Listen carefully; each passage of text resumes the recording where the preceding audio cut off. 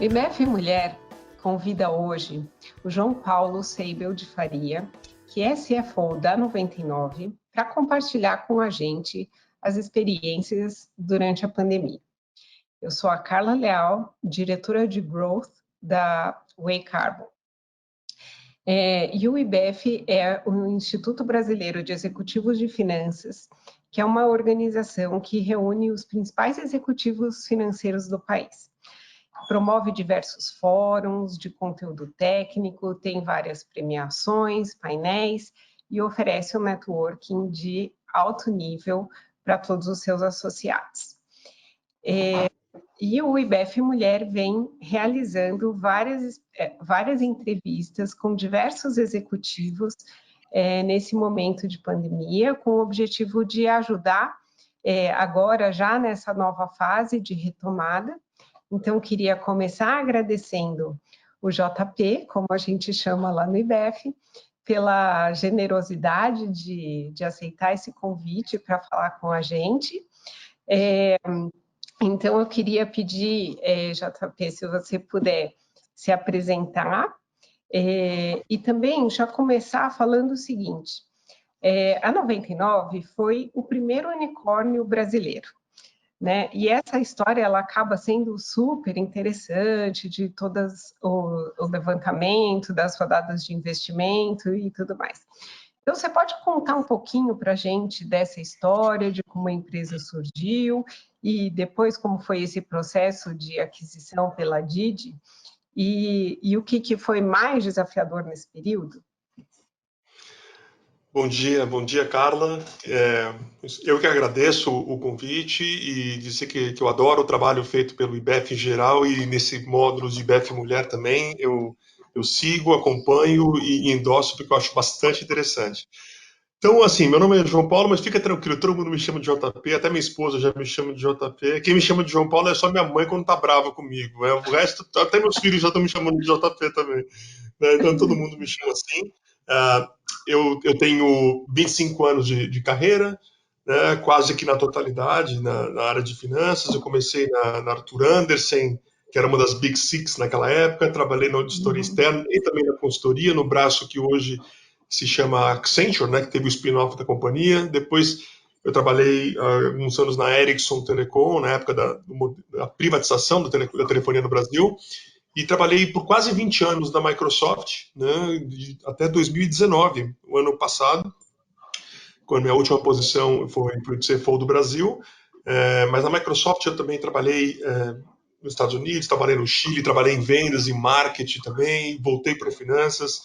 E o ano passado eu aceitei o desafio de tentar ir para uma indústria nova, né, voltar a aprender um pouco de um ritmo um pouco mais acelerado, numa indústria da nova economia, numa indústria de capital chinês empregado, né? Ou seja, eu tinha uma curiosidade muito grande de aprender o que é trabalhar com chineses, né? E desde então, estou um ano na Didi, que é a dona da 99, né? Eu sou responsável pela área de finanças, planejamento estratégico na América Latina, né? E a gente está com franca expansão, abertura de negócios em quase todos os países da América Central, do Caribe, e da América do Sul. Então tem sido um período bastante intenso de convivência com os chineses, né? E de entender um pouco melhor a ambição, né, deles de cada vez mais estarem presentes em mais países e competindo de maneira bastante agressiva.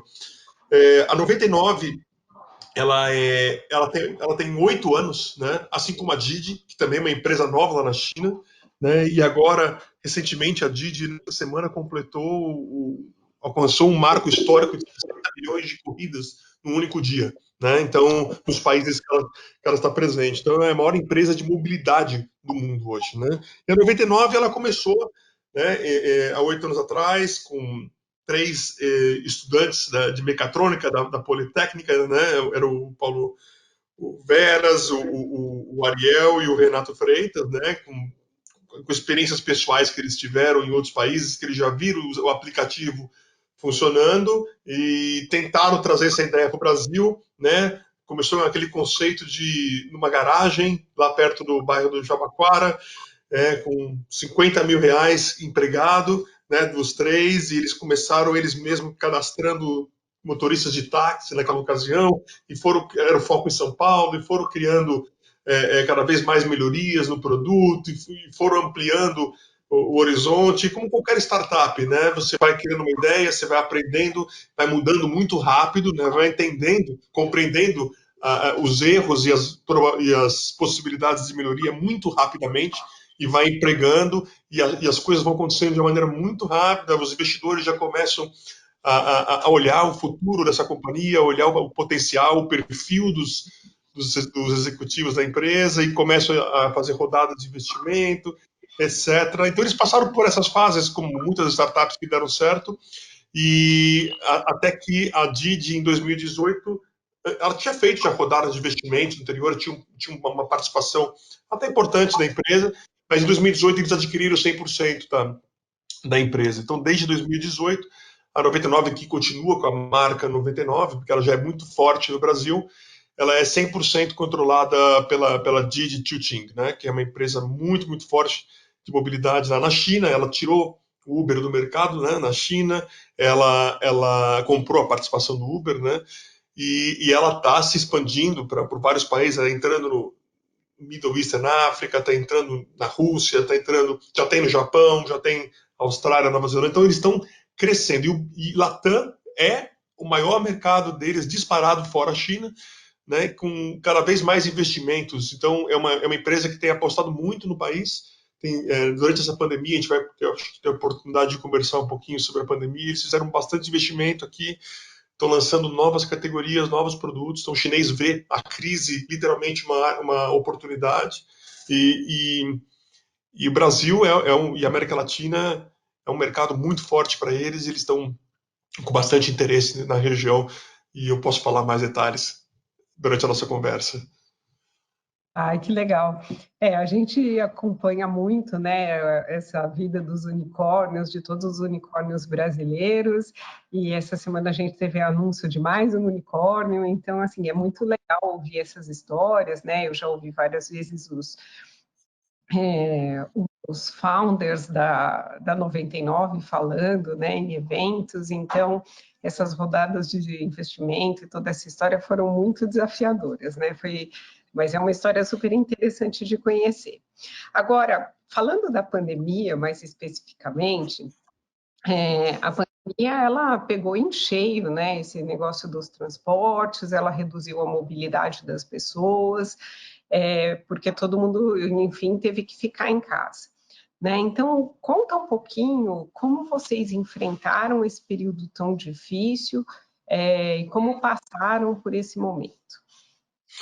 Olha, cara, eu vou me focar mais na parte do negócio, né, para motoristas e usuários, do que como a gente, como funcionários, porque como funcionários, como empresa, eu acho que eu vejo vi uma mobilização muito grande, uma preocupação com os funcionários, com os empregados, que eles tivessem uma boa condição de trabalho, que eles tivessem uma saúde mental boa durante essa pandemia. Então, a empresa também, como muitas outras, teve esse cuidado de entender as condições dos empregados, que eles ficassem em casa, que a gente não volta nesse ano para o escritório, né? E deve levar um tempo para voltar, até que a gente tenha totais condições. Então, a gente se preocupou que os profissionais tivessem as condições de trabalho, estrutura em casa, e também que tivessem um acompanhamento, né, psicológico, porque são momentos muito difíceis, muitas inseguranças mesmo. Eu mesmo tive a Covid e me recuperei, e é um momento de tensão, né, de muita insegurança, você não sabe o que vai acontecer. Então, assim, do lado de negócios, motoristas, a empresa ela já sabia o que vinha pela frente desde janeiro, porque a gente tem a nossa matriz na China, e ali foi onde tudo começou, né? E eles sentiram o baque do movimento no mercado desde o começo. E lá o movimento chegou a cair 90%.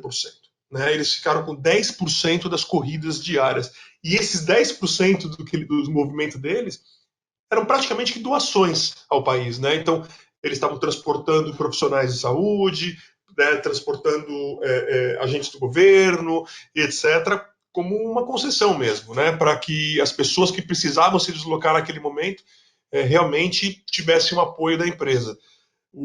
a disciplina chinesa é muito forte, então o lockdown lá foi muito mais forte do que no Brasil. Então, essa é a primeira diferença que a gente vê, né? O nosso movimento caiu bastante, mas não foi tão forte como foi na China. A gente readequou o nosso plano, a gente desistiu de algumas ambições que a gente tinha no nosso painel para devolver também, acho que para a sociedade que tanto, né, abraçou a 99, para devolver. Então a gente se preocupou primariamente com a segurança dos motoristas, segurança dos usuários.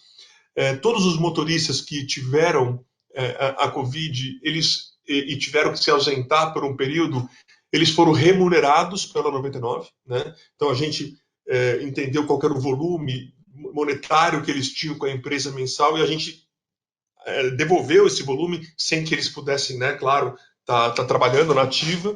A gente fez uma série de investimentos na questão de segurança, equipamentos de segurança para os carros, desinfecção de carros, né, com a questão do plastic shield lá, da proteção entre motorista, máscaras, álcool gel e etc. Toda a questão sanitária necessária de proteção foi feita. E questão de treinamento, educação, né, para os motoristas nesse período, como é que eles poderiam se proteger melhor e proteger seus familiares e os passageiros. Então, tudo isso foi feito. Além disso, a 99 se preocupou muito em como ela poderia colaborar com os órgãos governamentais. Então, investimentos grandes foram feitos no transporte de profissionais de saúde. Então, durante todo esse período da pandemia, enfermeiros, médicos, etc., todos eles tinham vouchers para poder se deslocar praticamente de maneira gratuita, né, pela cidade. Então, eles eram a prioridade para a gente. E até também outras iniciativas, também como o transporte gratuito de pessoas da terceira idade para tomar vacinas, né, as vacinas de gripe e outras vacinas. Então, isso pelo país todo. Então, a gente se preocupou bastante com essa questão de colaboração com esse tipo de profissional e com as pessoas que realmente necessitavam se estar se deslocando pelas cidades, tivessem esse apoio da empresa. Uma coisa que a gente reparou é que, infelizmente, o brasileiro não ficou em casa como deveria, né? O índice de isolamento ele foi muito mais baixo do que foi, por exemplo, num país como a China, e a gente até entende as razões, né? Muitas pessoas preocupadas. Eu acho que é um mix de cultura com a preocupação do emprego, né? Mas tem a questão cultural, o brasileiro ainda não tem aquela disciplina numa situação como essa, né? De ouvir os conhecedores do assunto, né? Os profissionais de que realmente precisa fazer isso. Então, você observou um movimento nas ruas bem maior do que a gente imaginava que teria. Então, a nossa queda, ela foi importante, mas bem menor do que a gente imaginava que seria. E a gente hoje, já está com 110, 115% do movimento que a gente tinha antes da pandemia. Então, hoje já é vida normal com movimento maior, 10 a 15%. E a gente está imaginando, nesse ano de 2020, um movimento de corridas mais do que 30% do que foi em 2019, no ano inteiro, que foi um ano sem pandemia. Então, porque a gente vinha de um movimento grande antes da pandemia, né, até o mês de março, e agora está arrebentando de fazer corridas. Então, e também tem um pouco do comportamento, né, dos passageiros, que as pessoas estão se movimentando, mas elas estão tentando evitar aglomerações. Então, as pessoas que iam no transporte público, metrô, ônibus, eles estão evitando uma fatia dessa população que usava esse serviço primeiramente, estão preferindo usar os aplicativos para evitar um pouco da aglomeração. E a gente está praticando preços muito mais baixos do que estavam praticando antes, então eu acho que tem sido uma boa compensação para o usuário e isso também fortalece o movimento que a gente tem observado. Então é mais ou menos assim que a gente viveu com a pandemia, né? E está vivendo. Nossa, muito interessante, né? Todas essas questões, né? Saber como vocês se anteciparam, né? Por ter esse privilégio de ter um investidor chinês que já vinham, né? Dessa realidade. E também saber, né? De todas essas ações que foram tomadas para ajudar, né? Toda essa população. E eu tenho a mesma percepção, assim, né, de que as pessoas efetivamente estão tentando trocar o transporte público na medida do possível, né, por uma alternativa um pouco mais segura, né, nesse sentido de evitar aglomerações. Mas muito bom saber disso. Mas ao longo do tempo, a 99, né, e os outros aplicativos enfrentaram vários outros desafios, né, em relação a esses motoristas, aos passageiros. E que aprendizados você pode falar para a gente desse período, né, ao longo aí da história de vocês? Olha, é uma história que hoje alcança praticamente 20 milhões de usuários, né, e aproximadamente 750 mil motoristas cadastrados. Então, é uma convivência intensa, diária, né, com muitas vezes mais de 3 milhões de corridas por dia aqui no Brasil. Somente falando na parte do 99 Tecnologia, da mobilidade, né? Fora os novos produtos que foram lançados também durante a pandemia, né? Até um pouco antes, o 99 Food e agora a 99 Pay. Os grandes aprendizados, Carla, eles ficam centrados, né, naquilo que é o mais importante, né, que é a experiência do usuário. Né? Colocar o usuário, e para a gente é tanto o passageiro final como o nosso motorista. Né? Eles precisam ter uma experiência muito positiva, uma experiência que vale a pena, né? Que eles consigam entender o valor agregado de fazerem corridas com a gente e os motoristas trabalharem para a 99. Então, a 99 ela não abre mão de alguns conceitos, né, que são não negociáveis, principalmente na questão de segurança. Segurança foi, e continuará sendo a principal linha de investimento nossa. Cada vez mais, né, a gente está trabalhando com inteligência artificial, né, com maior previsibilidade de situações que a gente possa enfrentar, de qualquer natureza. Né?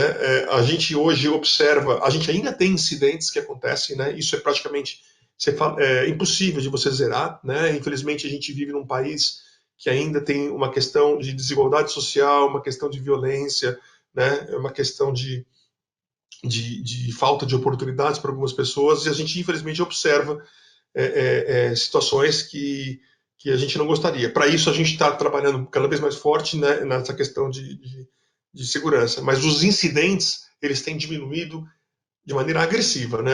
Proporcionalmente ao número de corridas. Cada vez mais a gente aumenta o nosso número de corridas e cada vez mais o percentual de incidentes ele é menor.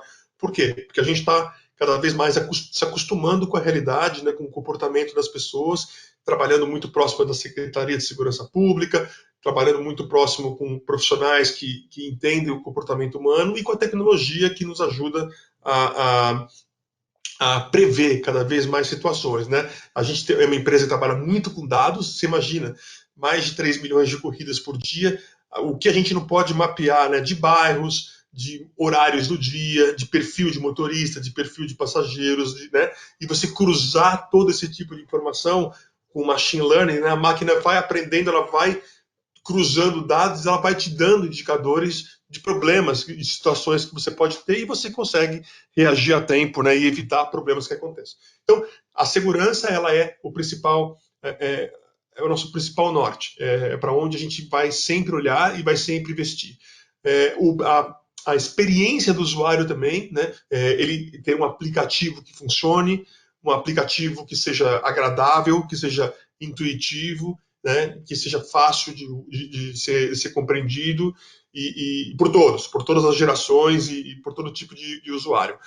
Para o motorista, que ele também, né, tem uma experiência boa com o aplicativo e que ele tenha também um lucro interessante na operação com a gente, né, que a gente cada vez mais crie essa fidelidade.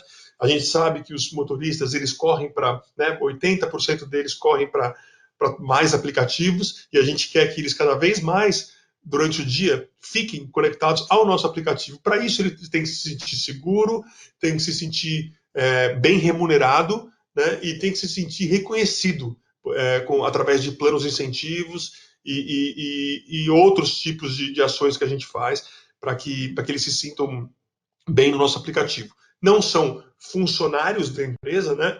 Perdão, não há esse vínculo empregatício, mas a 99 ela faz o máximo que ela pode para que eles tenham benefícios em trabalhar com a gente, né? Então, descontos em postos de gasolina, descontos em academia, descontos em supermercado, ou outras promoções que a gente possa fazer, né, através do nosso alcance de pessoas que a gente possa ter com outras empresas, né, que possam colocar a marca deles também com a gente vai estar sempre negociando em favor dos motoristas, para que eles tenham esse benefício. Então, a nossa relação com eles ao longo desses anos foi de aprendizado, né? O que o consumidor quer ter, o que vale para ele a experiência, né, do ponto de vista de motorista e do ponto de vista de passageiro, e como é que a gente pode sempre, né, melhorar tanto o aplicativo como também a questão da segurança. Esses são os pontos que eu acho que destacaria como principais aprendizados nessa jornada de 8 anos.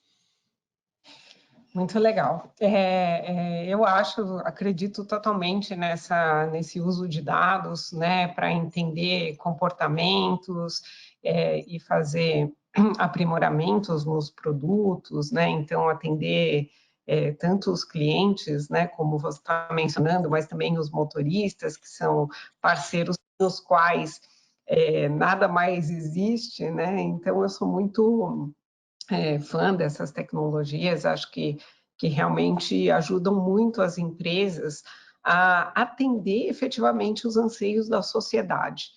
Né? Então, muito interessante como o mundo vem se desenvolvendo, né, em termos dessas inovações e dessas tecnologias. E aí, agora falando de inovações e novas tecnologias, eu vi que no meio da pandemia vocês lançaram o 99 Pay e entraram aí para o mundo de fintechs. Né? Então, quais foram os desafios desse lançamento e quais as principais expectativas e os principais benefícios que essa nova iniciativa, esse novo produto vão trazer para a empresa? Cara, na verdade, a grande razão da existência da empresa é que ela transforme a experiência, a vida das pessoas na sociedade em algo melhor, né? Então, cada vez mais a gente vai lançar produtos diferentes que possam facilitar, né, melhorar a vida dos usuários, né? E também sempre com comprometimento com os órgãos de governo, né? A gente sente que a gente tem uma responsabilidade de melhorar a mobilidade urbana, a gente sente que a gente tem a responsabilidade de ajudar a melhorar a questão do meio ambiente, né? Com cada vez menos pessoas dirigindo os seus próprios carros, né? E a gente diminui a poluição, melhora o trânsito e também com a segurança pública, né? Eu acho que isso é um dos pontos que a gente gostaria. E além disso, a gente vai inovando também com produtos novos, né, necessários que façam parte de uma super app que no final o usuário, né, ele vai ter todas as opções dele dentro do mesmo lugar e lá ele possa ter todos os benefícios e todas as facilidades para o dia a dia. A 99 Pay é um produto que vem nessa linha também, né? Ela é um produto, o que ela é? É um serviço, né, de carteira digital que é bem semelhante ao que faz hoje o PicPay e o Mercado Pago, né? A funcionalidade dela permite que os passageiros e motoristas eles possam recarregar o celular, efetuar transações bancárias pelo smartphone, né? Mesmo sem possuir uma conta em banco, porque ainda tem muitos brasileiros que ainda não possuem conta em banco e ficam impedidos de fazer essas operações, né? Além disso, a 99 Pay, os clientes eles vão poder fazer o cashback, né, e descontos em viagens em pedidos de delivery também, né? Quando você vai poder usar isso também para o 99 Food e para o 99 Mobilidade normal. A carteira dela ela vai funcionar dentro do próprio aplicativo de corridas, dentro do aplicativo de delivery, de maneira que o usuário possa utilizar uma conta digital para pagar suas viagens e os pedidos de comida na 99 Food. Além disso, tem outros serviços que vão ser oferecidos, né? Vai poder pagar conta, vai poder ter um saldo, esticar seu saldo, pagar conta de luz, de água, boletos, de forma bem semelhante a outras carteiras digitais que já existem. Né? E a 99 Pay ela vai estar totalmente linkado com o Pix, né? Com um sistema de pagamento instantâneo que o Banco Central está lançando agora. Então é uma coisa bastante atual e é mais um serviço que vai conectar os outros produtos da 99, vai oferecer oportunidades de descontos, etc. Você né, usando a sua carteira digital, o meio de pagamento digital, você consegue, eventualmente, preços melhores no 99 Food, nas suas corridas, e você também vai ajudar o Brasil a modernizar, né, a criar essa relação entre pessoas, entre instituições, de uma maneira muito mais digital, muito mais rápida, sem o manuseio do dinheiro, que também é uma questão de risco, né, infelizmente, no país, e também até de contaminação no momento de pandemia. Então, tudo isso é parte de um pensamento que a empresa tem de facilitar, de melhorar a experiência dos seus clientes. E não tinha como, né, você já oferecer tudo isso para 20 milhões de usuários, né, corridas, delivery, não oferecer também essa forma de meio de pagamento. Eu acho que isso é parte de vários outros produtos que devem surgir, né? A gente fala muito de telemedicina, já na China acontece isso, muitas vezes, né? Uma mãe que, ao invés de levar o filho que está com uma gripe, alguma coisa no plantão do hospital, que é o lugar para você ter contaminações, etc., você pode fazer uma consulta com a telemedicina e, dependendo do diagnóstico, o médico pode fazer já um pedido de uma entrega de um remédio da farmácia, automaticamente, sem você precisar sair de casa, ou se você precisar fazer um exame laboratorial, você já também pode ser, né, o laboratório vem, te pega e te leva para casa, para o laboratório para fazer o exame e te traz de volta. Ou seja, uma série de facilidades do mundo digital, né, que você pode ter dentro de uma mesma plataforma. Né? A gente está falando também, já existe o Autonomous Driver na China, né, que é o carro sem o motorista, que eu acho que esse, por várias questões, ainda demora para chegar no Brasil, mas é um produto que a gente já pode ver acontecendo em outros países, e dentre tantos outros, né? Você pode pensar numa mesma plataforma, ter o aluguel de carro para o motorista, ter a oficina, ter o seguro, tudo dentro da mesma plataforma. Então, é isso que o modelo de pagamento ele vem, né, para somar, unir as facilidades para o usuário, né, ter tudo concentrado num único lugar e fazer com que a economia seja mais digital, seja mais rápida e eficiente. Nossa, muito legal mesmo. Não só olhar a questão de todos esses aspectos logísticos, né? Tudo que pode ser entregue um dia, mas também olhar para a amplitude, né, dessa cadeia de vocês e, né, dessa abrangência de todos os serviços que podem ser complementares, né? Quase, você descreveu quase que uma verticalização aí do setor. Muito interessante essa visão. E ver assim efetivamente como está tendo uma disrupção mesmo nos modelos de negócio, né? Quando a gente olha para trás e pensa que tudo isso está acontecendo, sei lá, 10 anos, né? Então essas mudanças vêm sendo muito rápidas. Muito E intenso. é muito intenso, né? Muito intenso, e eu acho que assim é muito legal para a gente que é profissional dessa área de tecnologia, enfim, vinculado com esses assuntos, acompanhar e viver, né, essas mudanças. É muito legal.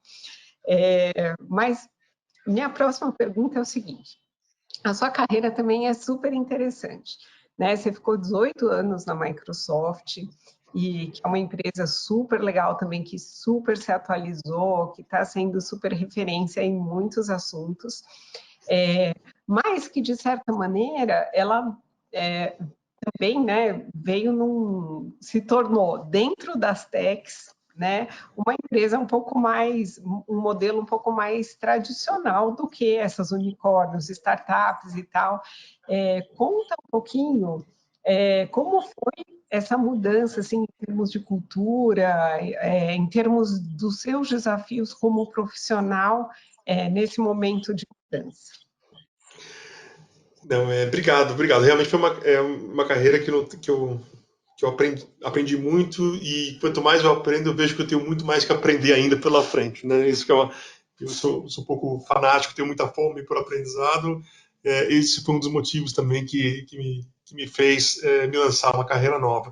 Mas a Microsoft é bem isso que você comentou, Carla. É uma empresa que ela começou, né, com um monopólio de mercado, né, uma empresa que crescia 3 dígitos por ano e que deixava um bottom line porcentual, né, que pouquíssimas empresas, pouquíssimos setores conseguem, né? E ela teve seus desafios, né? E passou por momentos de dificuldade também, porque ela foi tão dominante no seu mercado que ela não acompanhou algumas tendências, né, na velocidade que ela poderia, né?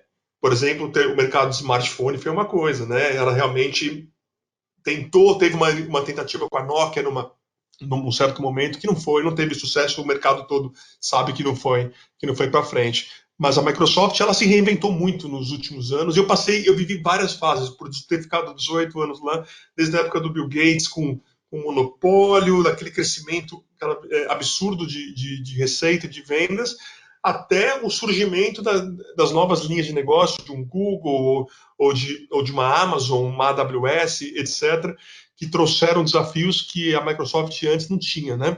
Então, ela passou também a se reinventar, e o Satya Nadella, que é o CEO nos últimos 6 anos, ele realmente transformou a empresa, mexendo na cultura. Se ele não mexesse na cultura, talvez a empresa não conseguisse se posicionar no mercado de uma maneira diferente, porque capacidade ela sempre teve, mas ele entendeu que precisava mudar a cultura da empresa. Colocou aquela mentalidade de growth mindset, né, de aprender, de crescer, de testar, se lançar mais ao risco, aprender rápido e continuar crescendo. Então isso foi muito interessante na Microsoft.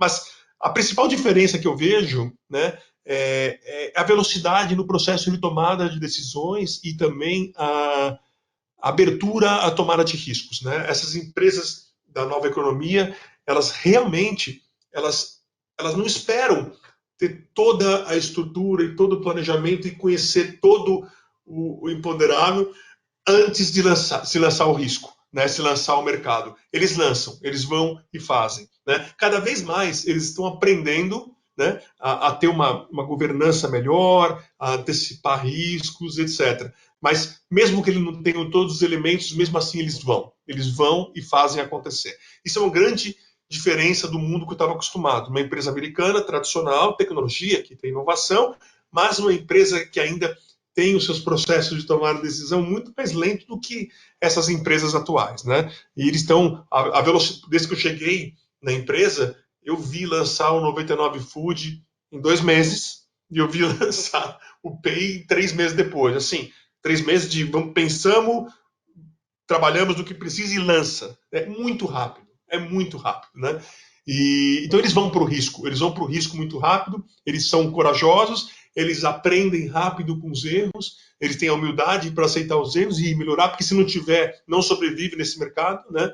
E essa é a principal característica que eu tenho visto entre empresa mais tradicional e essas empresas da nova economia. Agora, entre americano e chinês também é uma grande diferença, né?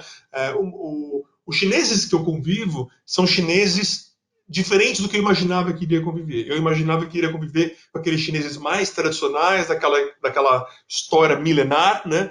Mas não, são chineses de uma nova geração que saíram, estudaram fora da China, que falam o inglês perfeito, que entendem a economia global, que estão cada vez mais cedendo nos seus valores para se adaptar a culturas locais, né? Eles vêm aqui e tentam entender como a gente vive, como a gente se relaciona e entram nesse espírito, né? Então, claro, tem alguns valores que são muito enraizados na cultura chinesa. Eles trabalham 12 horas por dia, todos os dias, incluindo o fim de semana, sábado, né? Não tem essa questão do fim de semana. O fim de semana é domingo para eles, né? Sábado eles trabalham, né? Então, mas eles entendem que a gente não trabalha no fim de semana. Eu não quero trabalhar no fim de semana, no sábado, né? Isso inclui o sábado, porque a minha cultura diz que o sábado e domingo são os dias para mim, para minha família. Então, são situações que a gente vai, o encontro dos rios, né? A gente vai se encontrando, cada um vai entendendo a linha, né, tênue que separa uma cultura da outra e vai respeitando os dois lados. E eles tendem a fazer isso. Eles entendem o potencial do nosso mercado, eles entendem que o brasileiro é um povo muito fácil de se trabalhar, né, mas que tem características diferentes, e eles vão vivendo isso. Agora, a intensidade, o modelo de comunicação, né? Às vezes um chinês ele pergunta uma coisa para você e pergunta a mesma coisa para outras 3 pessoas, você fala, poxa, ele não confia em mim? Não, não é isso. é a preocupação em ter a certeza de que está acertando, etc. Então, assim, o modelo mental é diferente. Mas é muito legal de trabalhar com eles, é um aprendizado gigantesco para os dois lados, e a gente tem que respeitar a China, né? A gente tem visto a China, que era um país seguidor, era um país que não inovava e sim repetia tecnologias e de uma maneira mais eficiente, mais barata. Agora a China é a maior desenvolvedora de tecnologia do mundo, né? A China hoje ela tem que ser respeitada. Ela tem uma importância muito grande no cenário mundial de consumo e de produção de tecnologia. Então, eu acho que tem sido diferente, mas bastante satisfatório.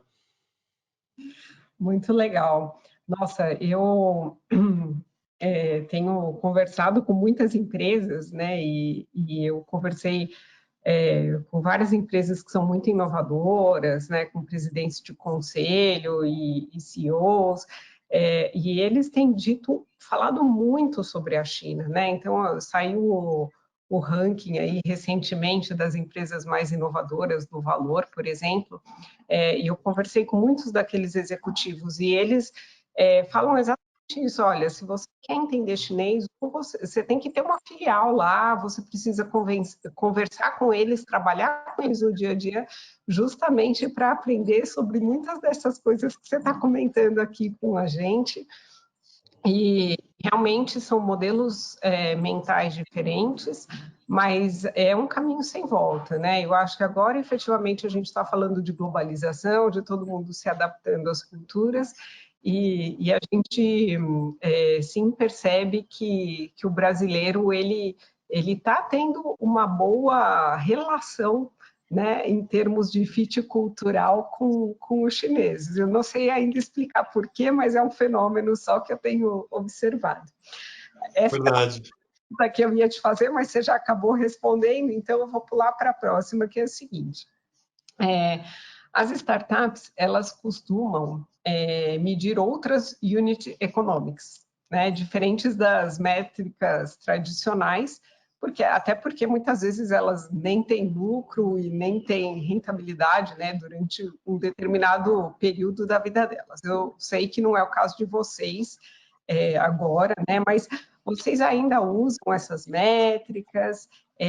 O que diferente das métricas tradicionais você olha que você pode falar, assim, não só, né, para os executivos de finanças do IBEF, mas assim, pensando em todos o pessoal de startup, como que eles têm que olhar para essa área de finanças com esse olhar do Unit Economics?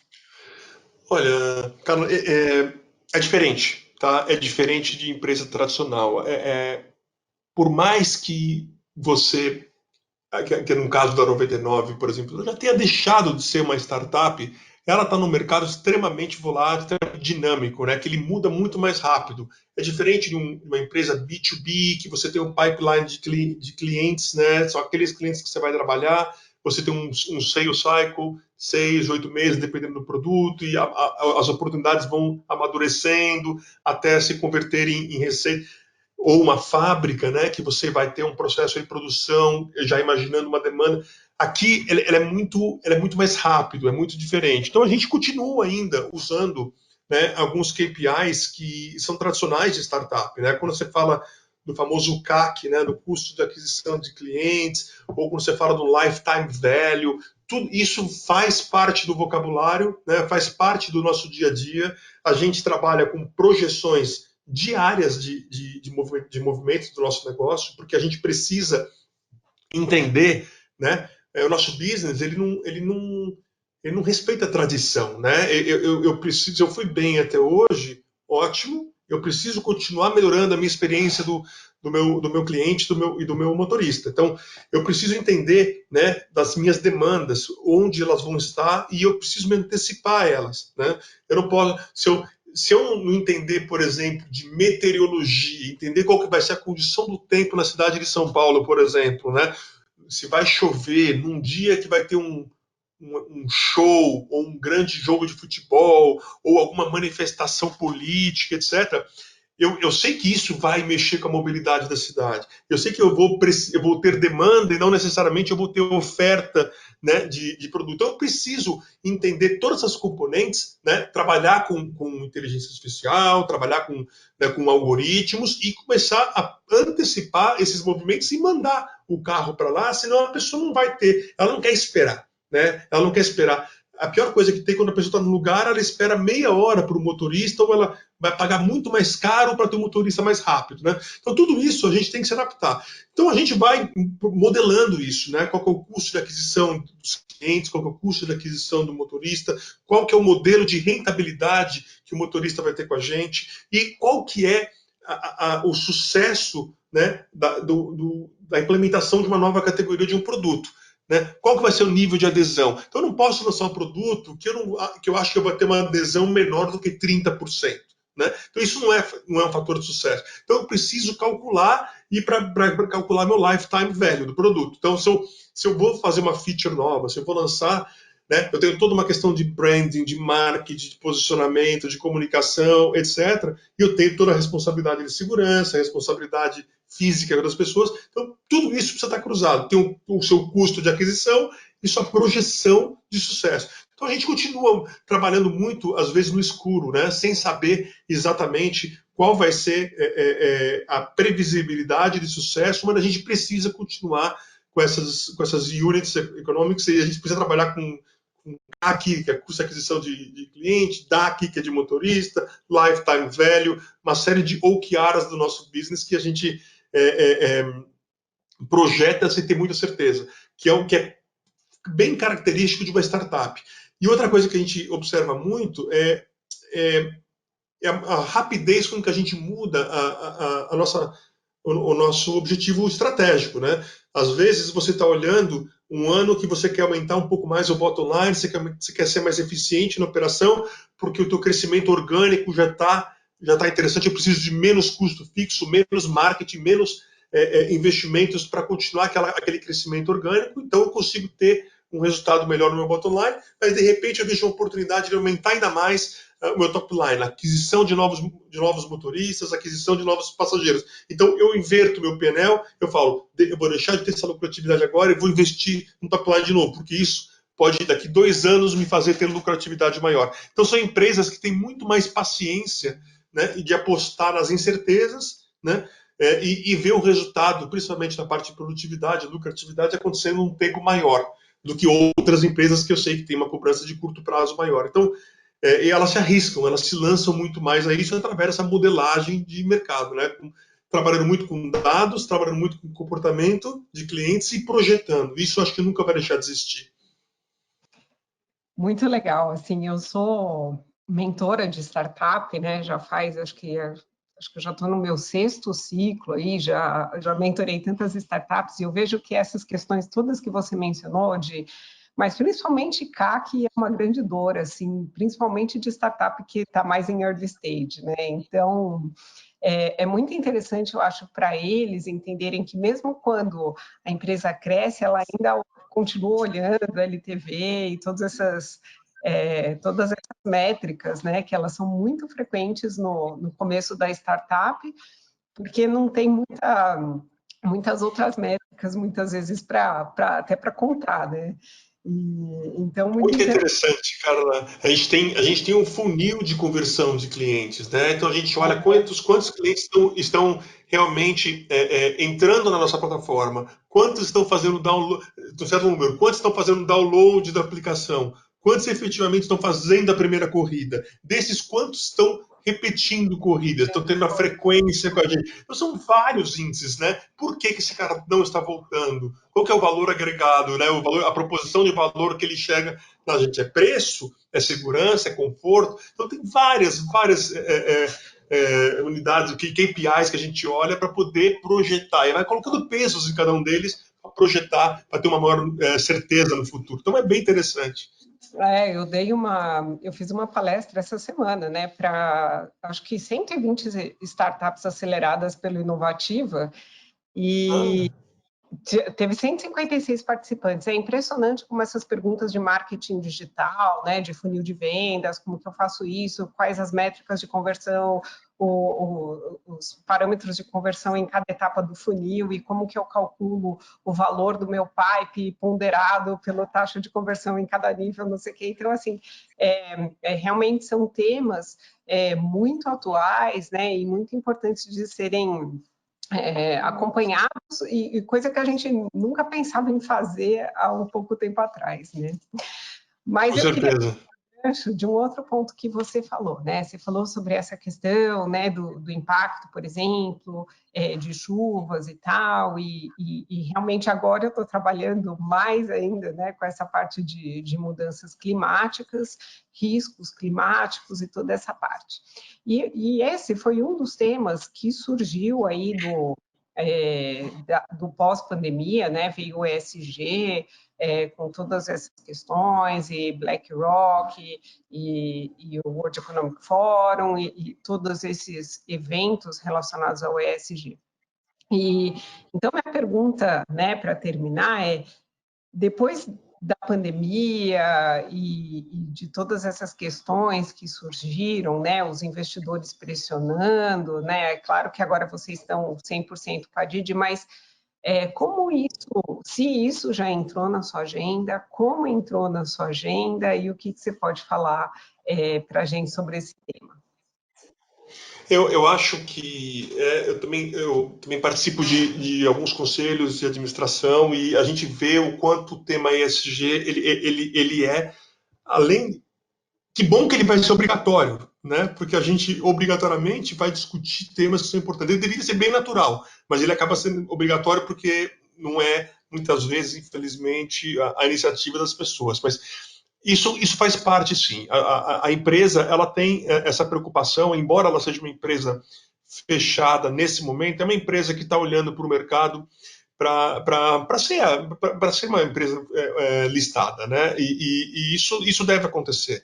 Isso deve acontecer, não sei se no universo de 1 a 2 anos, mas a empresa está se preparando para um futuro IPO, né? E o que é normal, né? Porque você tem vários investidores fortes na Didi lá fora, SoftBank, Tencent, Alibaba. Então, assim, você acaba Toyota, você acaba vendo que essas empresas elas investiram porque um dia também elas têm a pretensão de ter um retorno sobre esse investimento através da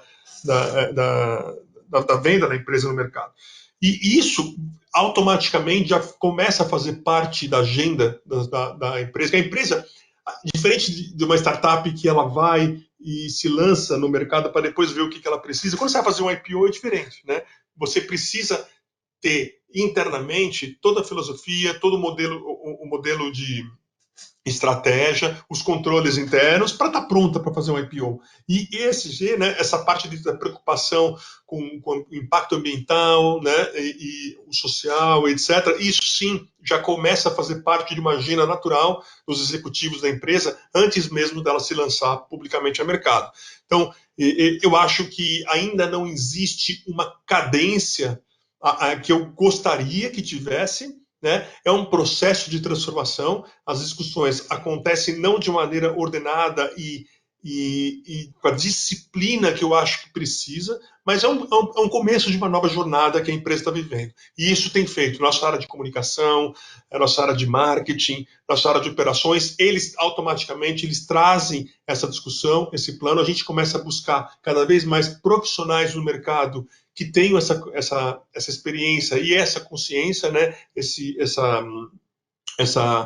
Essa vontade natural de que isso tudo aconteça. Então, a gente está se preparando para ser mais fortes nessa questão, né? Como eu falei, a empresa ela tem a preocupação com a segurança, com a mobilidade e também com a questão do meio ambiente, né? Por cada vez mais com a emissão de poluentes, etc. E a gente vai trabalhando isso de uma maneira mais ordenada e organizada. Temos as discussões, eu acho que ainda não estão no ponto que eu fazendo uma meia-culpa, abrindo. Nem tudo é maravilhoso. Eu acho que a gente ainda não está no nível que a gente gostaria, mas não por uma questão de intenção, mas sim uma questão de estruturação e de profissionais mais qualificados, mais experientes nessa área. Mas com certeza eu acho que assim esse vai ser um dos requisitos, né, para um IPO, sendo uma empresa que é muito intensiva na parte de transportes, né, vai ser cobrada por um roadmap de redução de emissão, mas eu tenho certeza que vocês vão conseguir evoluir bastante aí nessa agenda. Eu tenho visto que todas as empresas elas têm tratado esse assunto com mais profundidade, né, na busca por esses indicadores e dessa estruturação de gestão mesmo, né, o que eu tenho dentre todas, quais são os impactos no meu negócio que eu tenho que olhar a respeito dessa temática, fazendo cada vez as matrizes de materialidade, né, para dar uma direção mais assertiva para as suas ações, enfim, né, tem muita coisa legal sendo feita. Por todas as empresas de todos os segmentos, mas acho que ainda é um bom desafio, assim, né, que está todo mundo enfrentando. Mas, assim, eu sou super otimista, porque eu acho que, no geral, o brasileiro, ele gosta do país, o brasileiro, ele quer proteger as nossas florestas, né, a Amazônia, com tudo isso que está acontecendo. Então, assim, eu sou muito otimista em relação ao nível de consciência que a gente está, né? E eu acho que o que a gente precisa agora é realmente aprimorar nossas ações. Governança e disciplina. Governança e disciplina. Eu acho que isso que a gente Governança e precisa. A disciplina. intenção é boa. Com certeza. Então, JP, muito obrigada. Queria te agradecer em nome do IBEF Mulher por essa entrevista. Adorei. Eu acho que todo o nosso público vai gostar e são muito importantes essas contribuições que os CFOs, né, dão para toda a sociedade, ajudando nesse nível de conhecimento e principalmente quem lida aí com essas empresas da nova economia, né, que tem todas essas novidades de gestão. Então, isso é muito importante para ajudar a aprimorar o conhecimento da sociedade. Então, queria de novo te agradecer pela gentileza de estar aqui com a gente hoje. Carla, obrigado a você, foi um prazer, muito obrigado pelo convite. Repito que eu adoro o IBEF Mulher, eu acho que é uma iniciativa muito, muito bacana que o IBEF tem e poder colaborar um pouquinho já fez meu dia ser bastante melhor. Obrigado pela oportunidade de conversar com vocês. Estou sempre à disposição para discutir os temas que a gente vive, que eu tive experiência e principalmente para eu aprender com os temas que eu ainda não conheço. Obrigada também pela mesma coisa. Obrigado, Tchau, Carla. tchau. Tchau, gente. Tudo de bom.